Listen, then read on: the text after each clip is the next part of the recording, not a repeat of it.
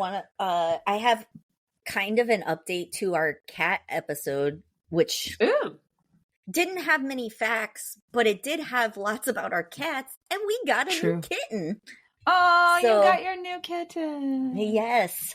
I'm very excited. He's fitting right in. He's playing with the other kitties. He's very sweet. His name is Castiel. Nice. Yes. Yep. Cass Perfect. for short. Nice. Excellent. You know what else I was thinking about as I was researching this episode is how when we started living together in college, I would come home in the summer and I would have picked up some of your accent, and I would come home and start saying things slightly different, and I would hear myself, and it wasn't as apparent when we were living together because we were talking all the time, and so it didn't sound unusual. But when I would go home and be surrounded by, you know, basically the Indiana accent, or, you know, how people talk here, all of a sudden I would find myself saying things like, what's a good example? I don't know either, but it has to do with that A. Yeah, not quite like bagel, but it's bag. And then I would also occasionally find myself saying things like Carly and Ellie too, because they had very distinct accents. And every once in a while, a word would come out of my mouth, and I'm like, "What did I just say?" Yeah, but that's the thing that I was gonna say is that when I would go home from college in the summer, my family would tell me that I sounded like I was from New England, which really is actually insane because never once did I actually sound like someone from New England. There's no way that I picked up the New England accent.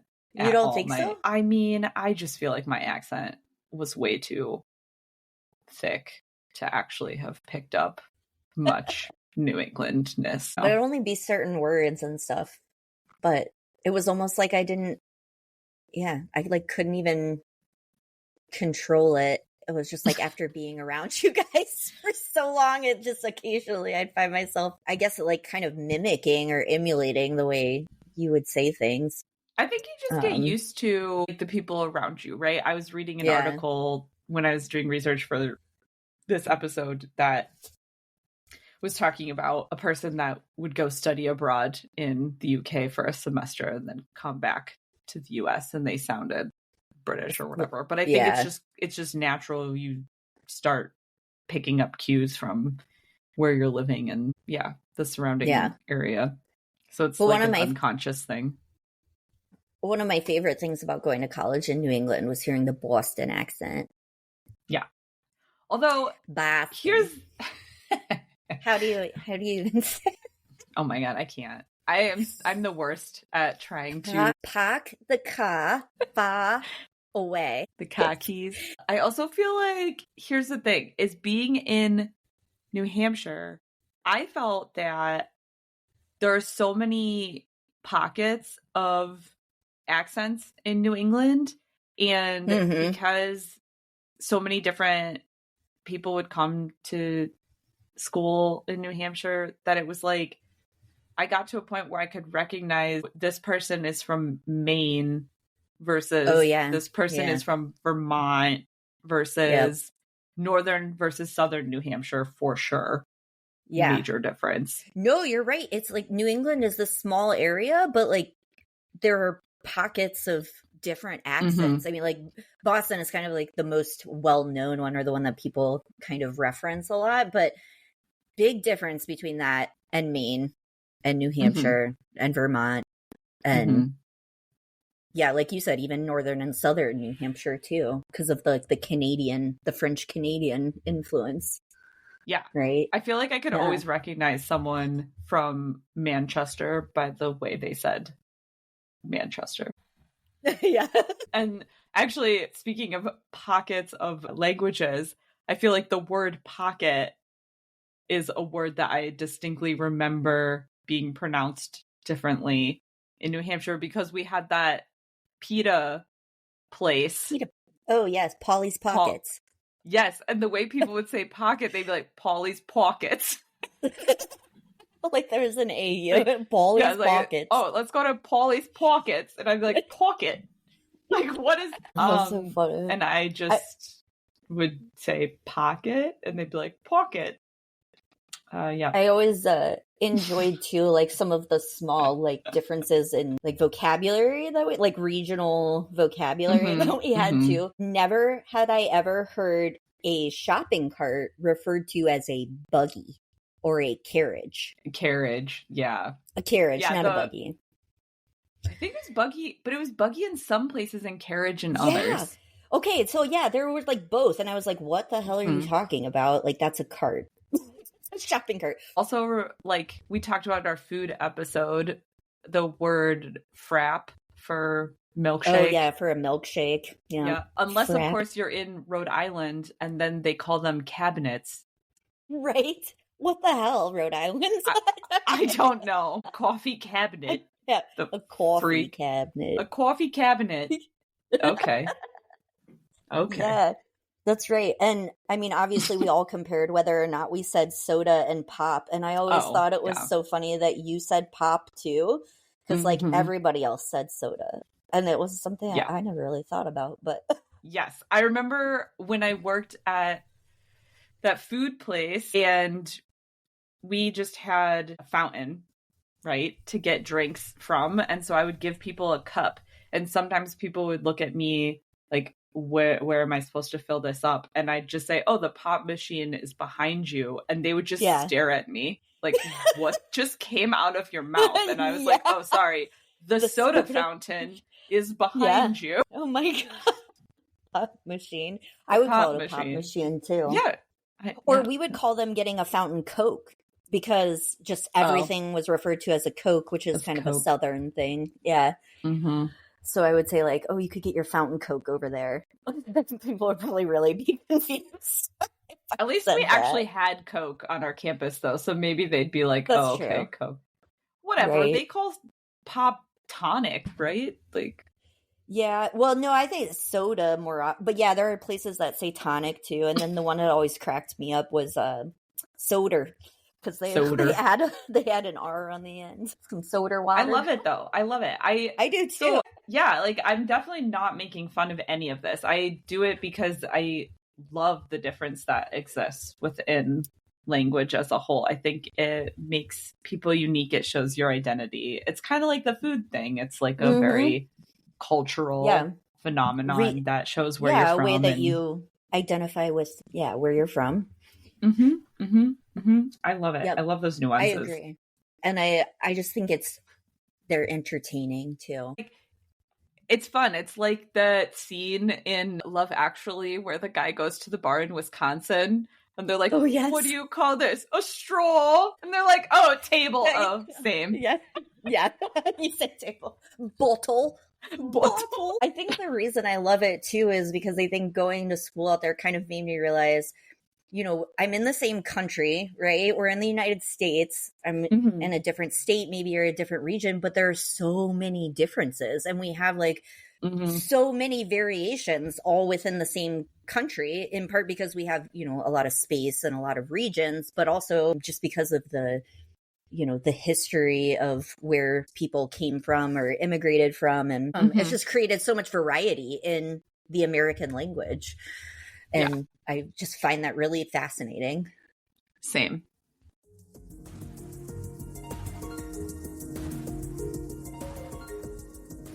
Hi, I'm Katie. And I'm Emily. We're two long-distance best friends with a passion for learning about all the things that make everyday life interesting. We'll share our findings with you on researching the obvious.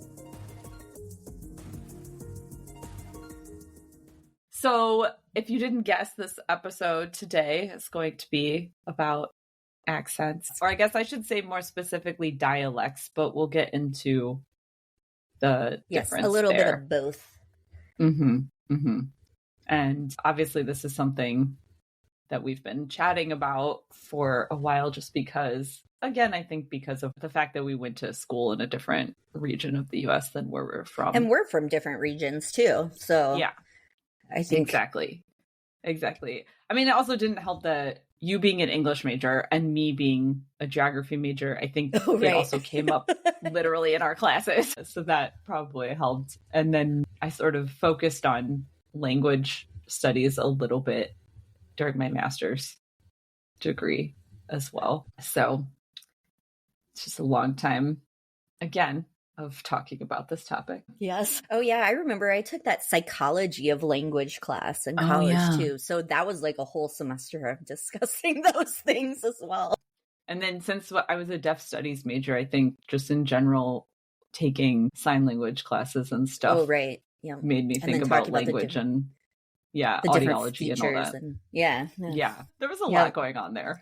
It generated a lot of conversation, clearly. Before we get dive into the specifics, I think, of language, let's just back it up slightly and mention a few things about language more broadly for people who maybe, have never studied language or talked much about language or really thought much about language.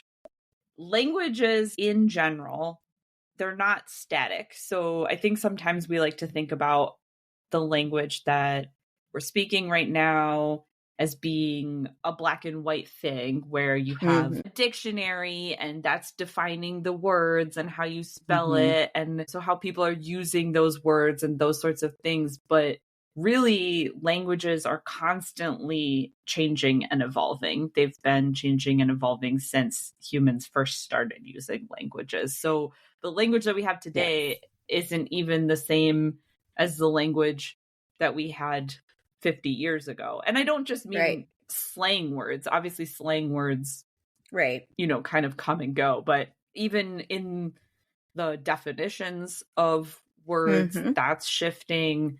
In the pronunciation of words, that's shifting. In the types of words that we're using in general, the syntax. And I want to drive this point home to grammatical structure as well. So I also think that a lot of times people get very caught up in the rules of language, right? Like that there are certain rules of how you speak and how you're supposed to say things. And I mean, sure, that's true to a certain extent because there is, specific grammatical patterns for English. But as one of my favorite podcasts always says, which is A Way with Words on NPR, listen to it. It's amazing. They're both lexicographers. And so they're dictionary writers, right? Like that is their job. And they talk about this all the time, how language is not, just like you said, a static thing. It's always changing. It's always evolving. New things are introduced, new ways of saying things, changing the syntax of sentences and things like that. It naturally happens because we're humans. Like that's just the nature of language. And so I think it's really important to remember that just because someone says something differently than you do doesn't necessarily always make it wrong. It's just different. It's just a change in the way that our language functions and the way, it's spoken. Yes, so exactly. It's not about right or wrong or, this is grammatically correct or incorrect. Like I said, with some, obviously there has to be some general structure. I think that's important to remember. I think that's really a good thing to bring up too, is because talking about all of these different regional variations of the way people talk, and we're just going to focus on English in this episode. We're not going to focus on other languages, but just thinking about even all the variations of English speaking, there are lots of different ways to speak English. Just the way that someone is pronouncing something, the way that someone is constructing a sentence. Right. They're not wrong in that sense. It's just a different way of using the language. Yep. And who knows, in another 100 years, like something that was considered quote unquote like wrong by grammatical standards today might not be wrong anymore because it's just more widespread. So it's really just about, how widely adopted it is or in what cultural pockets it's adopted in or things like that. It's a very fluid thing.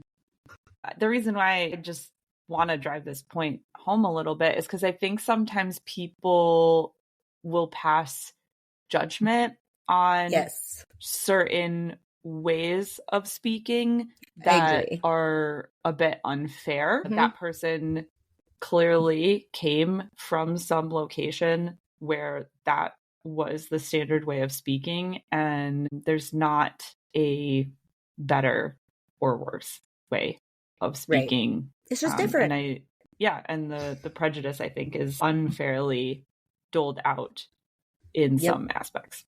I agree. But speaking of that, I learned from a Washington Post article in February of this year, dictionary.com added or adjusted the definitions of over 1,700 words in the dictionary. Okay. That makes sense.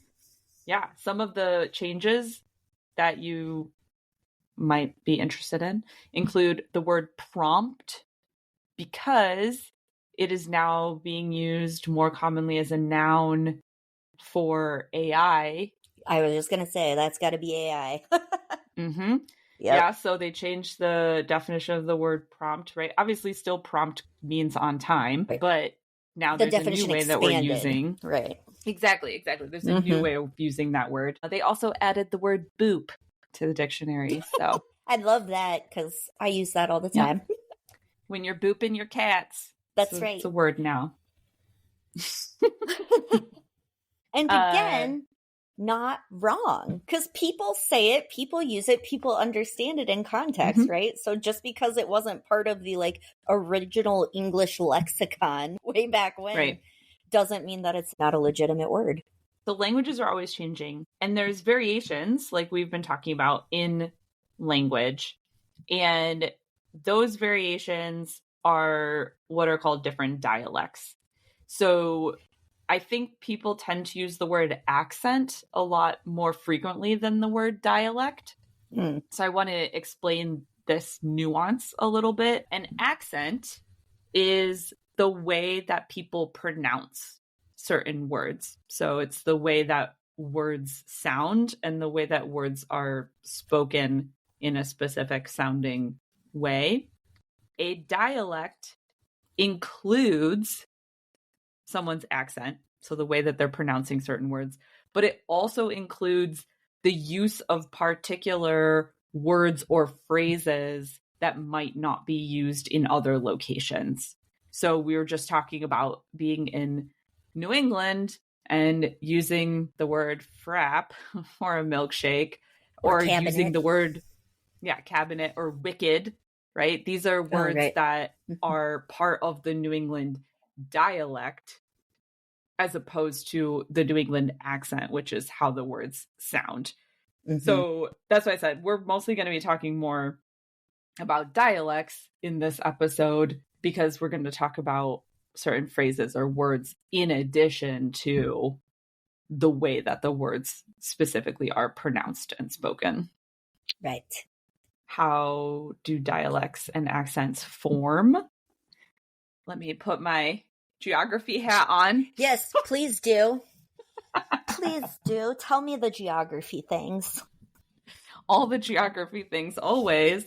With maps. There's maps. Lots of maps for this episode, too. Oh my gosh. So many maps. Yeah. We'll share 80 million maps.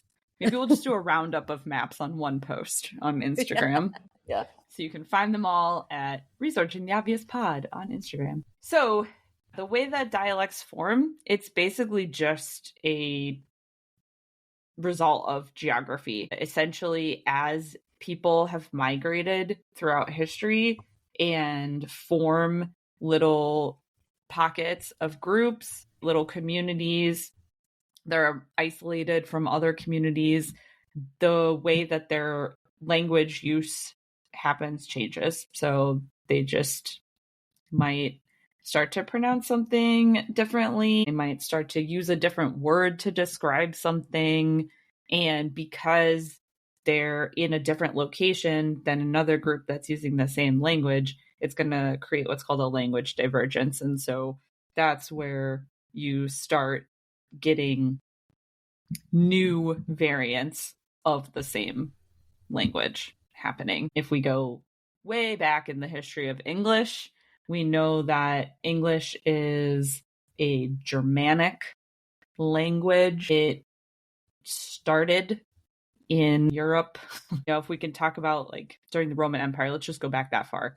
Roman Empire, they're all speaking Latin, but there were, of course, all these Germanic tribes that lived north of Rome in other parts of Europe, and they're speaking these old Germanic languages. And so when parts of that group of people that were speaking the Germanic languages moved across the English Channel to the British Isles, they brought the language that they were speaking at the time, this Anglo-Saxon Germanic language, they brought that over to the UK around the year 450. So that's about the same time that the Roman Empire is collapsing.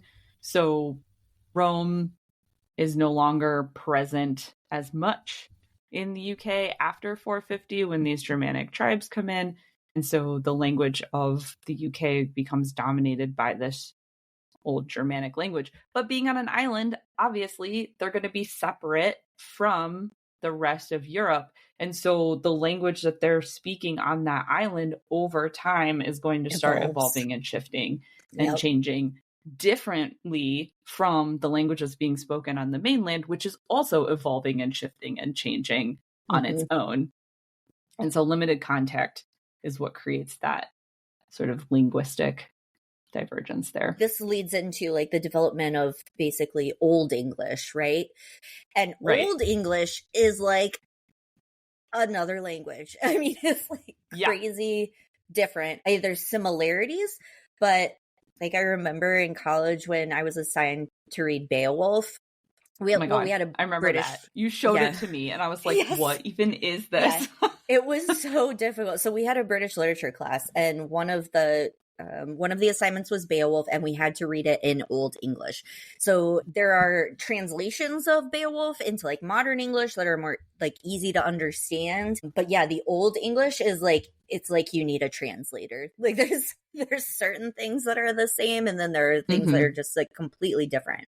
And then we worked our way into like Shakespeare and also Chaucer, the Canterbury Tales, which is in Middle English, which is also very different than Old English and different than modern English. I read an article about that, and it said that basically from the year around 450 to the year around 1100 in the UK is when they were speaking Old English.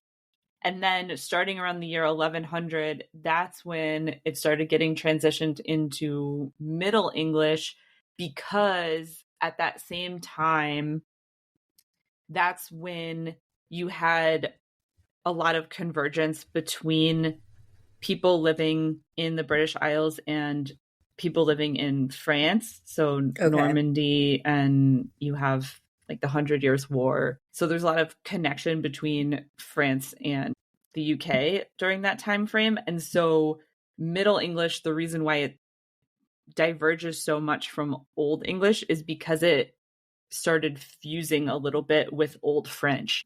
It's very difficult to read, by the way. I don't necessarily recommend it unless you're really into that kind of stuff. Even the syntax is just completely different. So you have to kind of like shift your mind into like a different way of understanding. Even though it's like, you know, you're reading English, it doesn't really read like English, like what you're used to. We don't start seeing English morphing into something similar to what we have now until we get into early modern English, which starts in the 1500s.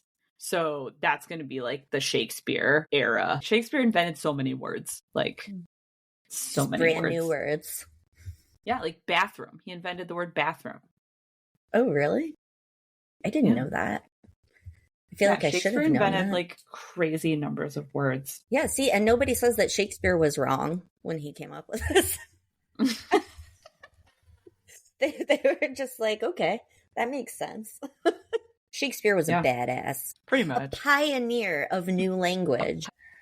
Despite the fact that during the time of Shakespeare, we have early modern English, and it looks most similar to the type of English we have today, the way that the words were pronounced in Shakespearean times are not the same at all to the way that things were pronounced today. Because in like the 16 to 1800s, what happened in the English language development is something that the linguist Otto Jesperson coined the Great Vowel Shift.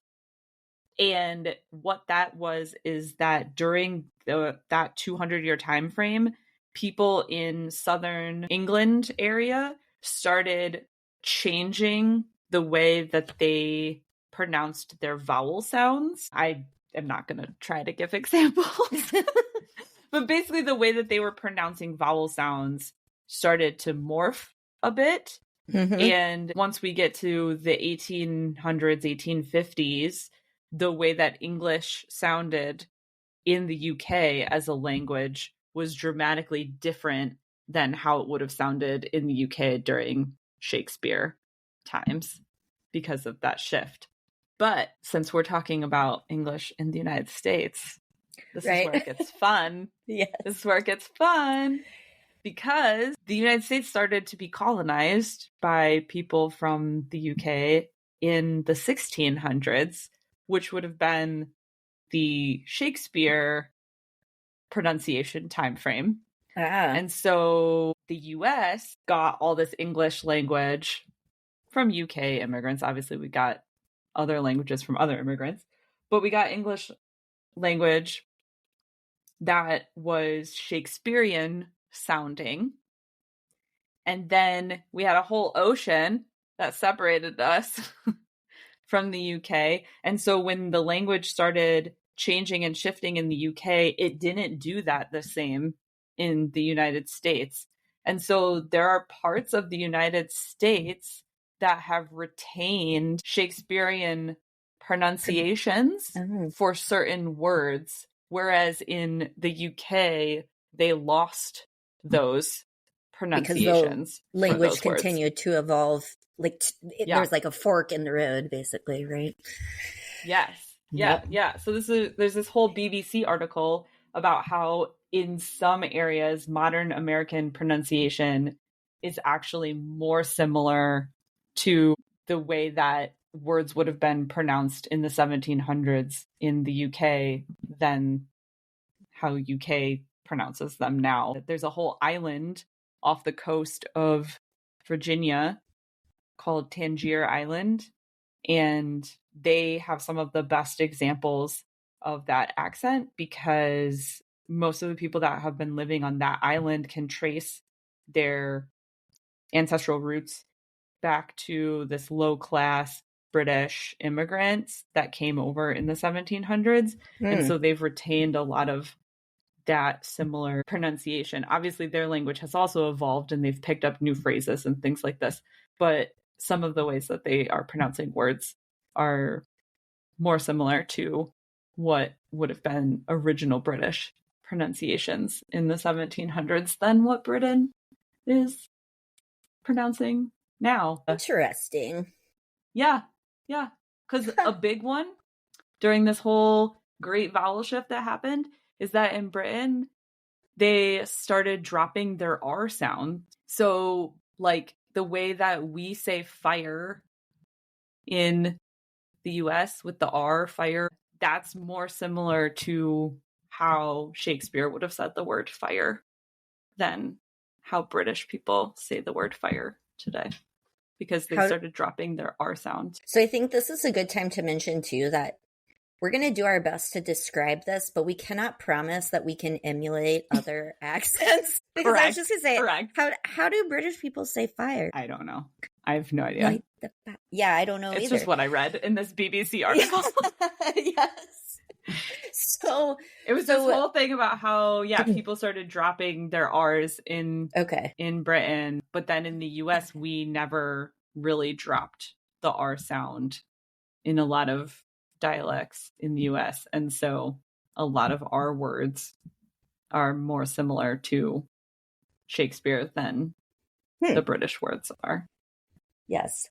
So anyway, we'll give this our best effort to explain some of these different pronunciations, but it is difficult because we each have our own accents to contend with. And on that note too, I'm always so impressed with actors. Like there are actors who I didn't even know were from different countries for the longest Oh my time gosh, because yeah. they're so good at American accents. Like, I didn't know that Hugh Jackman was Australian for like ever because I Right. just like I'd only seen him in movies with American accents, and I just want to say that that's Yeah. an incredible skill that I do not possess.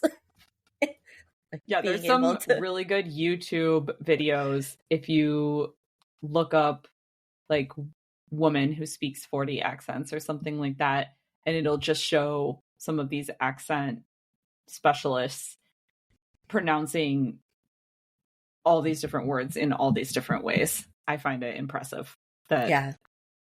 they are able to switch up the way that they pronounce certain words like that. And Yeah. also, never have I been more aware of my accent than when we started doing this podcast and I was editing myself.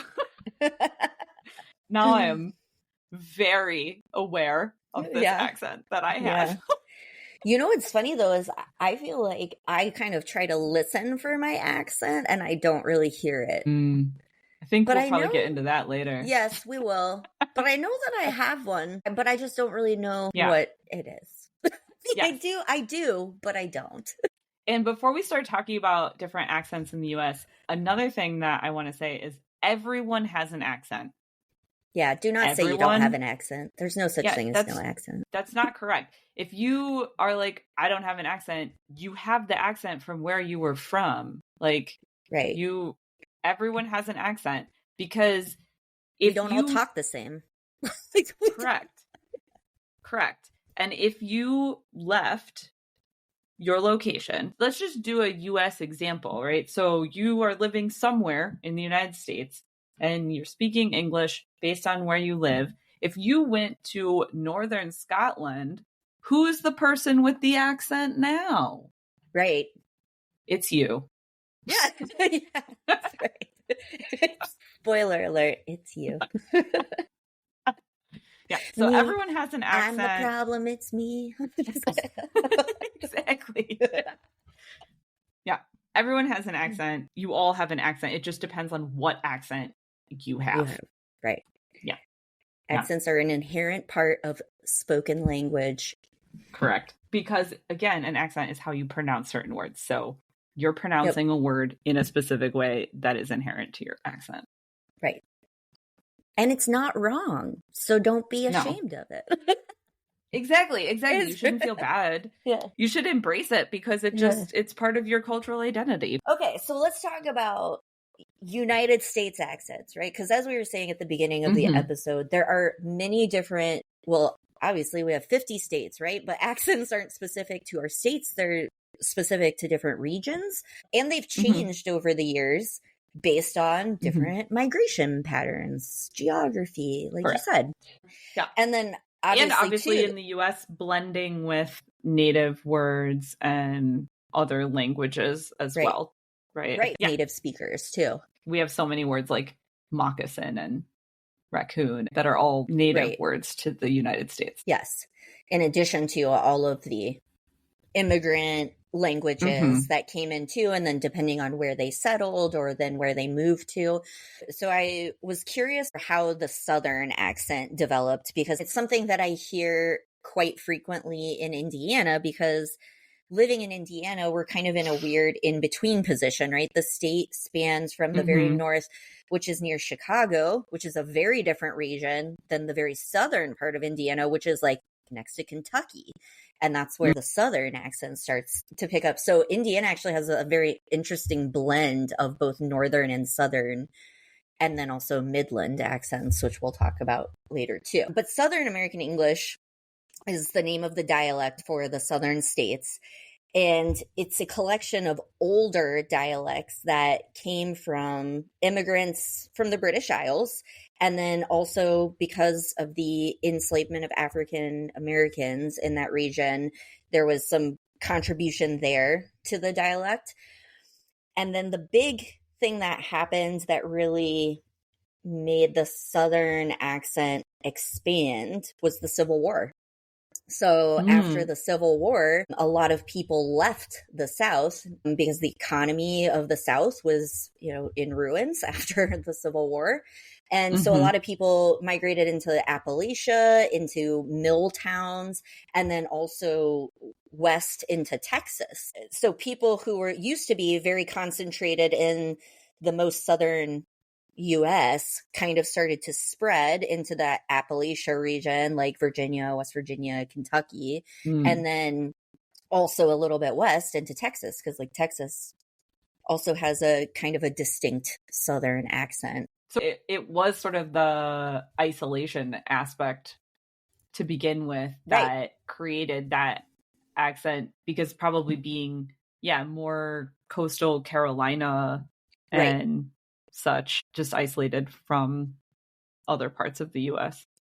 Yeah, exactly. So first was the Civil War, but then followed by later the Great Depression and the Dust Bowl, and potentially even like World War II. Again, people moved out of necessity, whether it be, for work or because, wherever they were wasn't a feasible place to live anymore. So it really helped that Southern dialect spread over an even larger portion of the Southern United States. Interesting. Yeah.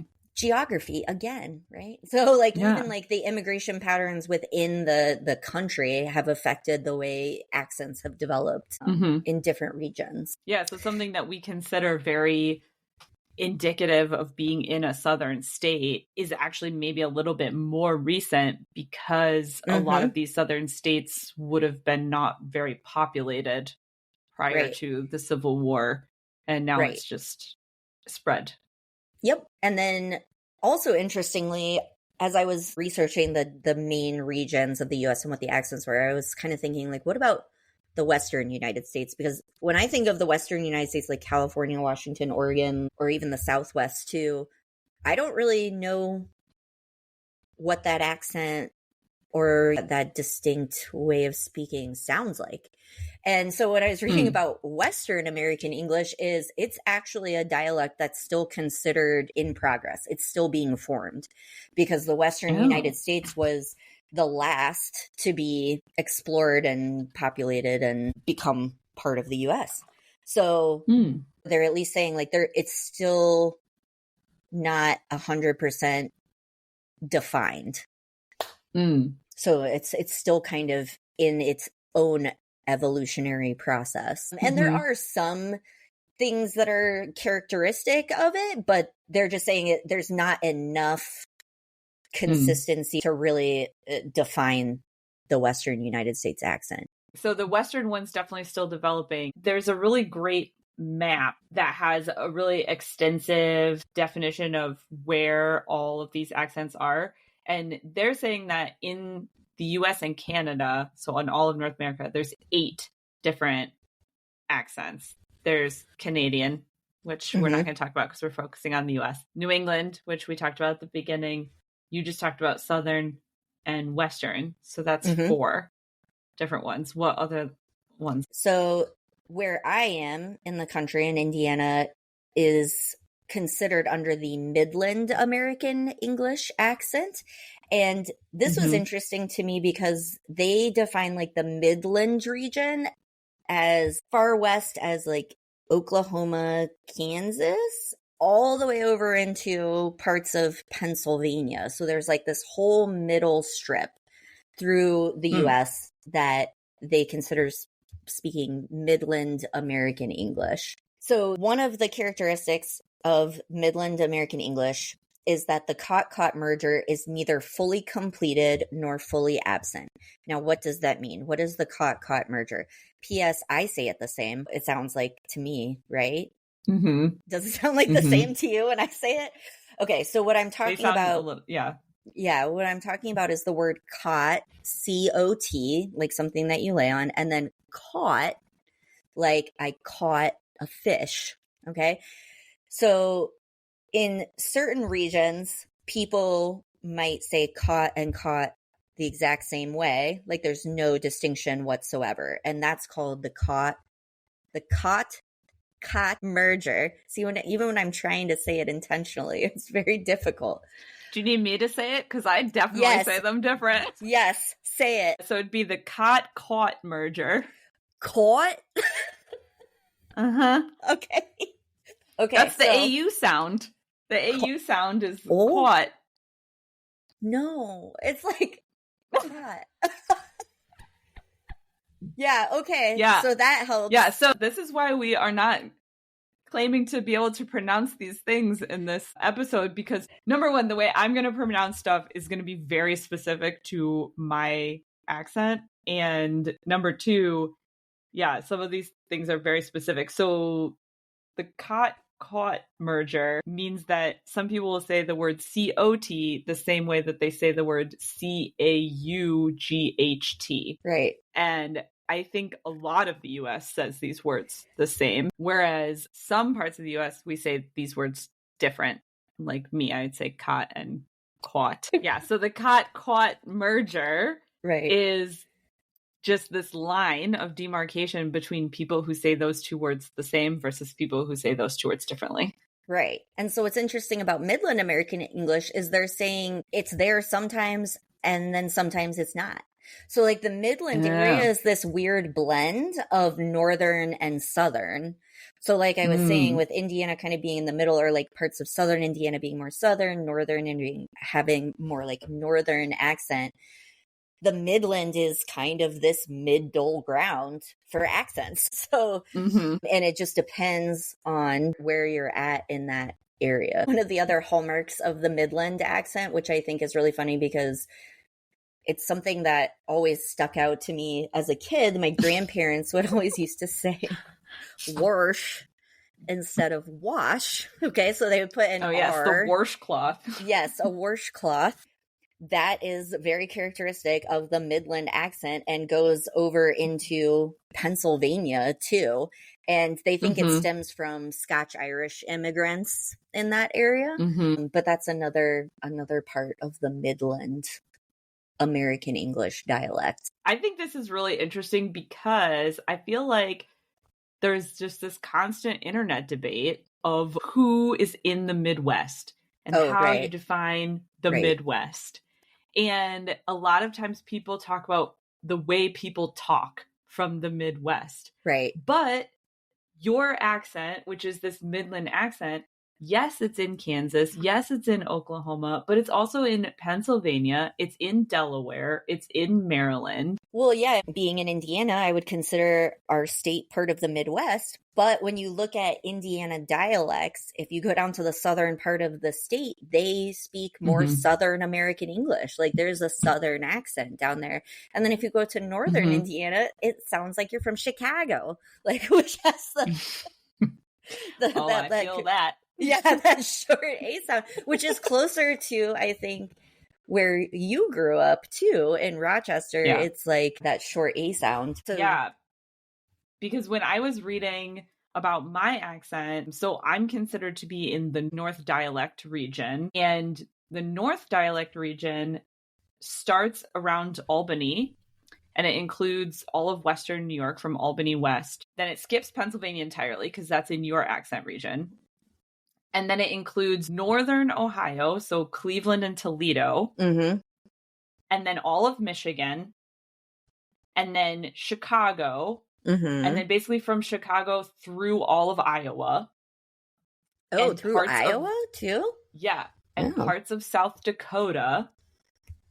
And then into Wisconsin, but only the southern part of Wisconsin. So like from Green Bay south. But it includes Minneapolis. Yeah. So my accent in New York is more similar to the one that you would find in all of Michigan, in Minneapolis, in parts of Wisconsin, in Chicago, which I thought was really interesting. And the way that they kind of define some of these dialects is by the different vowel sounds, which exactly what we were talking about with the caught merger, because that's a different vowel sound, the O sound. So when we think of vowel sounds, we think of A-E-I-O-U, right? Right. But A-E-I-O-U make different sounds depending on the word that it's in. And so in the Northern dialect, there's 13 distinct vowel sounds, which sounds like a lot, right? But in the dialect for New York City, because New York City has its own distinct dialect, there's 16 different vowel sounds in that dialect. Yeah. And that's just a city, not even a whole region, right? Right. Like... But let's do a fun thing and say different words. Okay. So here, I'll spell some words. Okay. So the name DON versus the word when the sun's coming up, DAWN. Dawn and Dawn. I think I say the same. Right, which I think is pretty standard. But because I have more vowel sounds, I would say Don as the name and dawn as when the sun comes up. Okay. So dawn and dawn.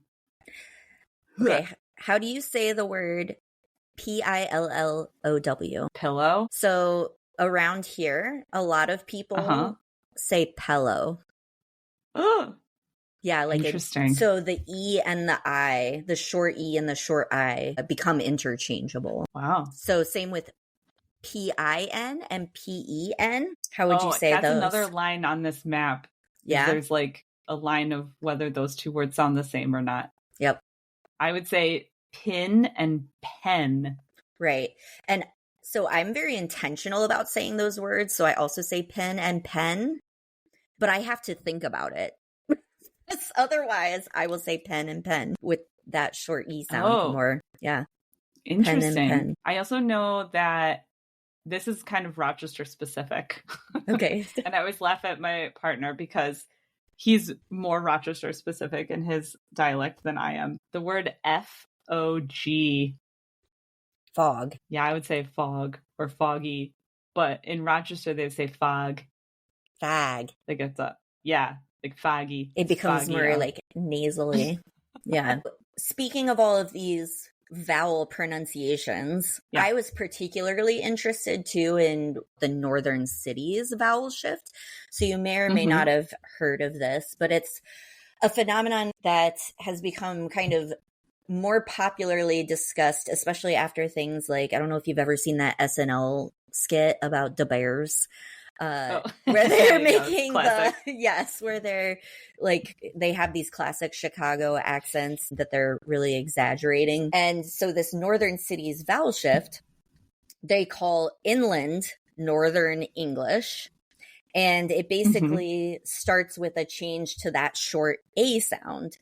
And it's literally just a shift in the way that you move your tongue and your vocal cords. So it comes out differently. So as they start to pronounce that short A sound a little bit differently, it creates this phenomenon where it in turn causes other vowel sounds to move around, and they call that a chain shift in linguistics. And if there are too many short vowel sounds in a group of words or like in a sentence, then they actually compete for space, like in your mouth with your voice. And so changing the short A then creates that domino effect with other short vowel sounds.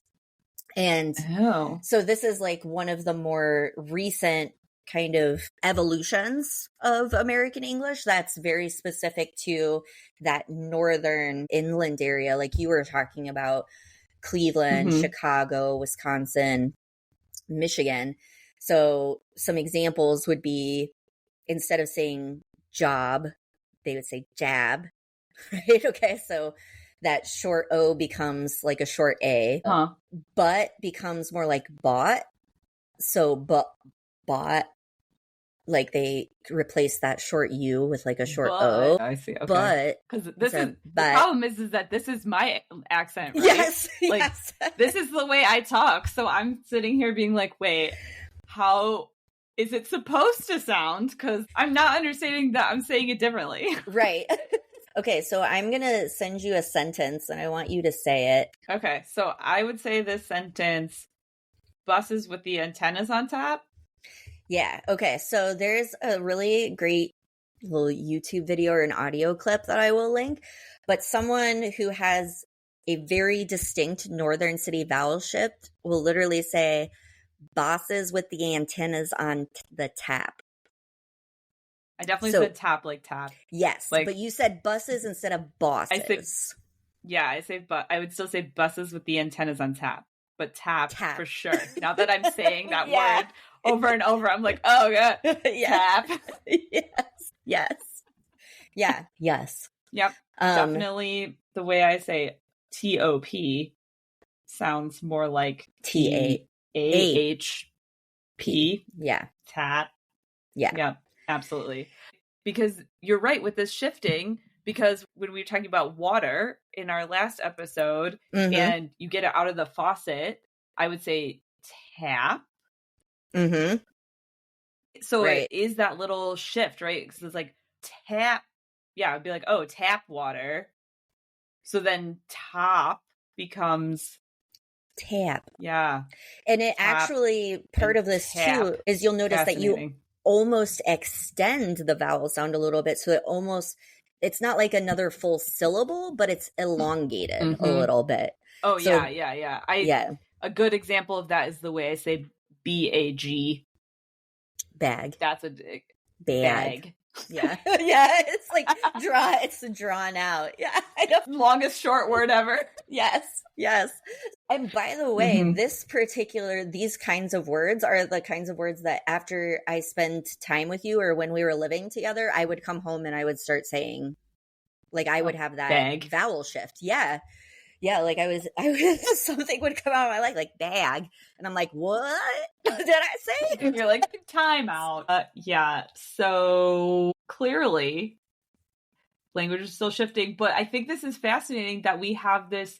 It's called the Northern Cities vowel shift, because if we think back to the beginning of the episode, we were talking about that giant English vowel shift, the great vowel shift that happened in Shakespeare times that really differentiates the British English from the American English. And now we're having this like second sort of big vowel shift that's happening, but it's happening specifically in what I would consider to be these sort of old Rust Belt cities. Right. And I was reading this article in Slate magazine, and obviously we'll provide that link. A lot of people are saying that language is becoming more uniform, or accents are becoming more uniform because we are in contact with people so much more, right? Like with the age of the internet or even age of long distance phone calls, right? So being able to talk to someone in a different region of the country on a fairly regular basis, they're, kind of postulating that that's making regional differences less apparent. But it's actually that's not the case. There are still these vowel shifts that are happening even now and will, I would assume, continue to happen in the future too. So there's a linguist in the 1970s that identified this vowel shift, and he calls it the Northern City shift. It seemed to be mostly in urban areas, so that's why he called it the Northern City shift. But then more recent studies, that shift is going out from the cities into smaller towns. And now they're even seeing that it's moving down the interstate into St. Louis. So there's even a migration of the vowel shift happening, where when they do these linguistic studies and interview people, that vowel shift is actually traveling out of the region that it's characteristic of right now. We're going to take over. Everyone's going to sound like me. Yes. Like I said, it's easy to pick up because apparently I occasionally do it myself. So the other thing that I was reading about that I thought was just like kind of blew my mind. There's this professor of perceptual linguistics at Oklahoma State, Dennis Preston, and he did a study proved he did this study that proved that people who speak this way, that have this Northern City vowel shift, largely are unaware of how they sound. So if you give them a test with one of those words, just the single word, not in context or not in a sentence. So like the word cat instead of cot, because they make that A, right? That they turn that O into an A, they will not necessarily recognize their own pronunciation of that word. They would just think it's like the animal, the cat, not the cat that you lay on. Wow. So yeah. So basically, this is why I was never aware of my accent until I started editing myself. Yeah. Is what you're saying. Yeah. Like, I mean, for whatever reason, they're just like, they don't hear it. That's hence the fascinating assertion that, you know, we don't have accent, or, you know, people saying they don't have an accent. They literally don't hear themselves saying it any differently than someone else. It's like the mind does some mental gymnastics to kind of convert. Man, the brain is crazy. I know, right? I know. Yeah. That is fascinating. That's fascinating. I think it's also interesting to point out too that these accents don't necessarily cross racial lines. Yes. That was the other thing I was reading too. That's something that's really important to point out, is that different races, so Hispanics and Black Americans, they're not necessarily picking up the same accents as white Americans. They have their own distinct accents. Yep. And dialects. Yes. So these accents are not solely regional. I mean, they're also cultural in a lot of ways. Right. Which is why I said, like, that's why I like love them so much, is because it's not a right or wrong way of speaking. It just speaks to where you're from. I know the Black dialect in Chicago is going to be different than the Black dialect in Atlanta, for example. Or Baltimore. Well, yeah. Baltimore. Yeah, which was one of my favorite things about coming to visit you in Baltimore, was listening to that NPR podcast, which we can link in the show notes too, that talks about the Baltimore accent. There are two very distinct accents in Baltimore between the white community and the Black community. And they're very different and very unique. Yeah, very different and very unique.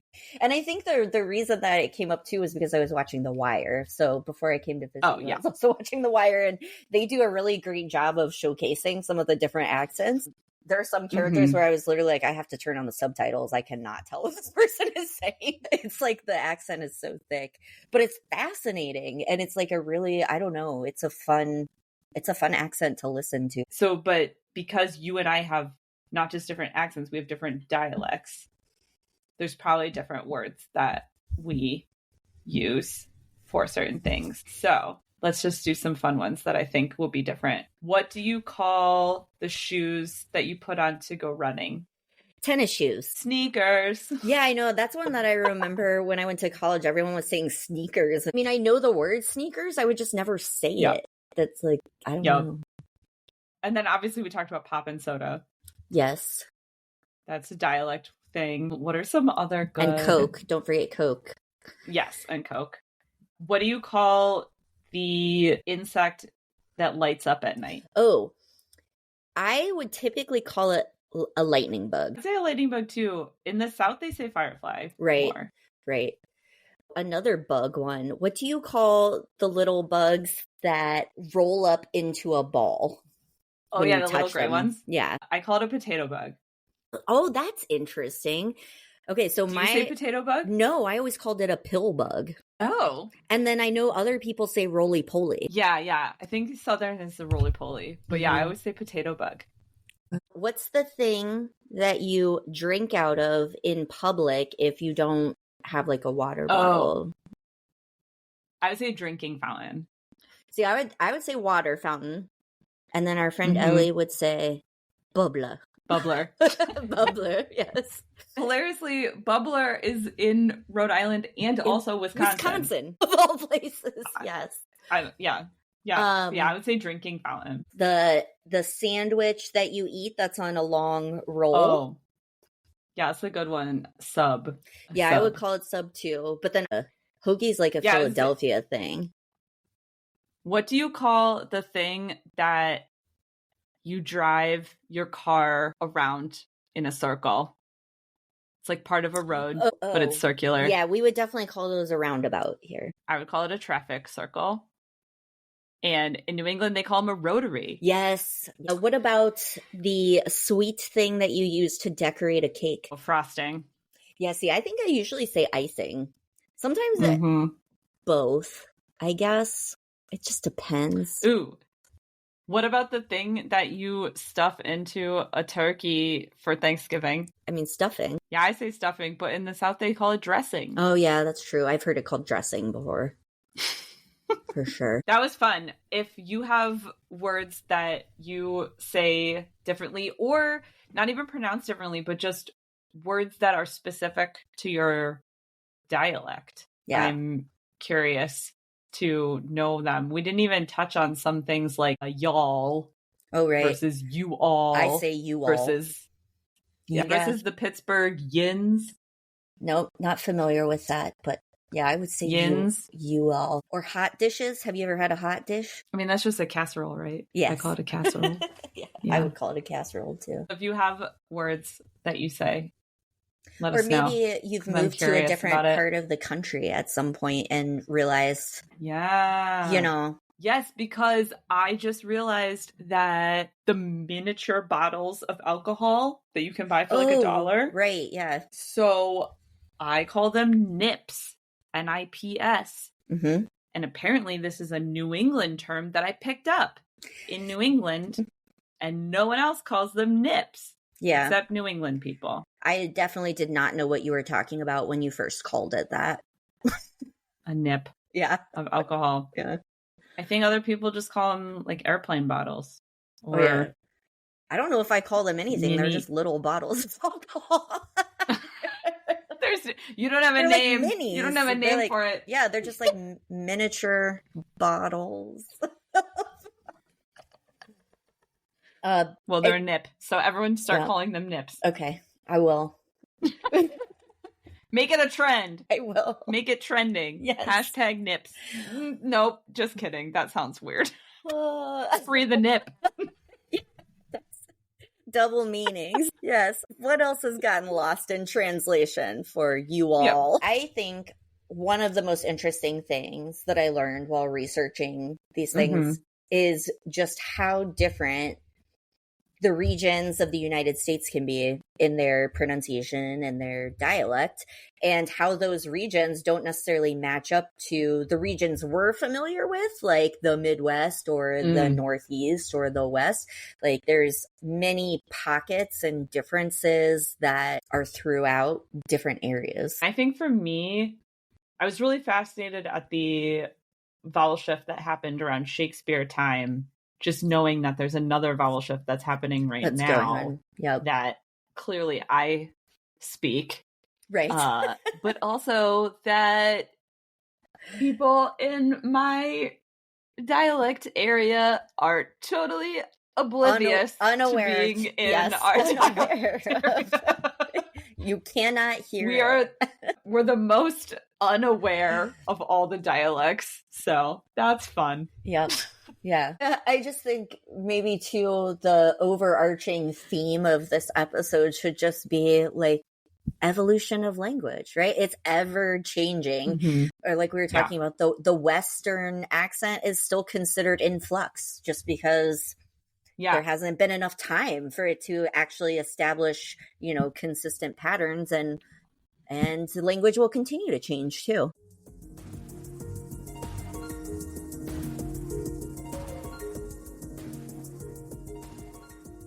Thank you for listening to Researching the Obvious.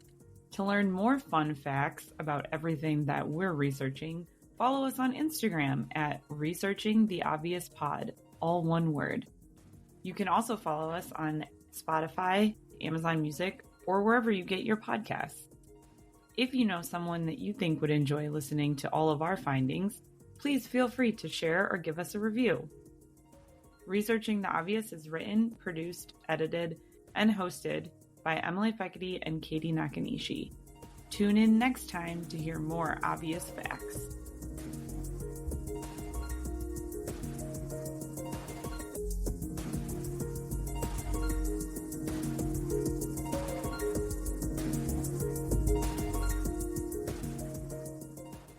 The Bears.